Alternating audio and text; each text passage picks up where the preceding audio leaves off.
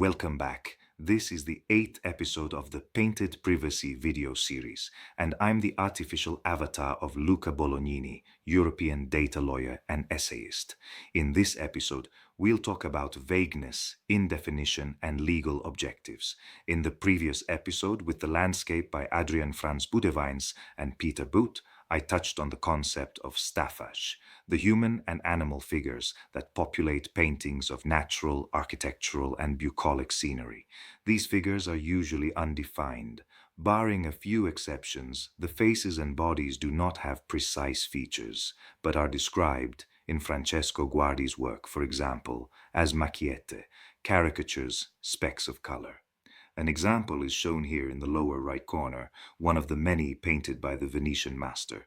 You can admire in the lower left corner an action-packed scene of wayfarers fleeing from a storm by Cavalier Tempesta, the one we saw earlier in another episode, signed with the galloping horseman.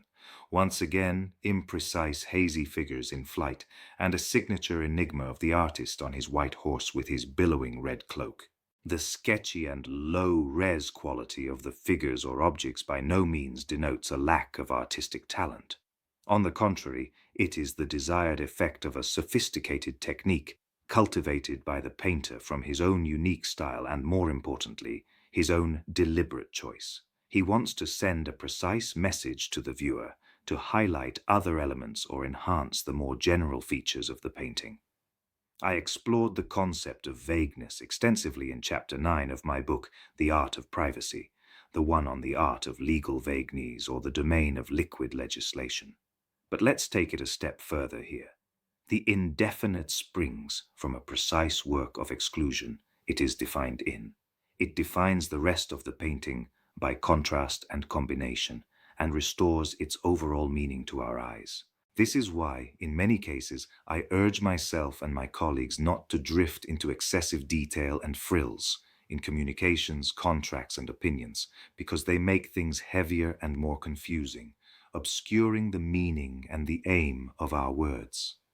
There are figures and objects which should not be omitted from a legal document, but which can be included as macchiette. Their presence is acknowledged, but they remain in the background, on the sidelines, without obsessive hyperdefinition. There are other times where vagueness is achieved through minute detail, in a sort of paradox. Speaking of indefinite and definite in images, the one you see here in the upper left corner is a rare line engraving from the end of the 16th, beginning of the 17th century by Raphael Sadeler I. The engraver reproduced a painting by Paul Bril, the great 16th century Flemish artist who, while in Rome, taught Baldassare Lauri, yes, you guessed it, father of Filippo Lauri from 2 episodes ago, who painted Narcissus about to be struck by Eros's arrow. Small world. I received this engraving as a gift from the Italian data lawyer Diego Fulco, and this is reason enough to consider it blessed by privacy. But I invite you to reflect, from a metaphorical legal perspective, on the technique used and the subject depicted.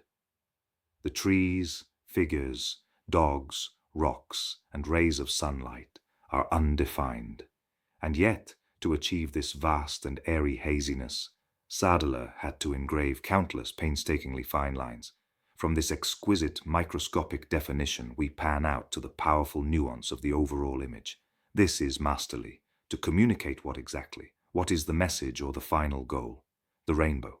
That is the true subject conceived by Brill and reinterpreted on copper by Sadeler, a rainbow that emits light and color, albeit in black and white, the same as a written text, like a thesis, a motion, or a resolution. And you, would you be able to do the same in a legal opinion? Thanks for following this 8th episode of Painted Privacy, and see you next time with Luca Bolognini's artificial avatar.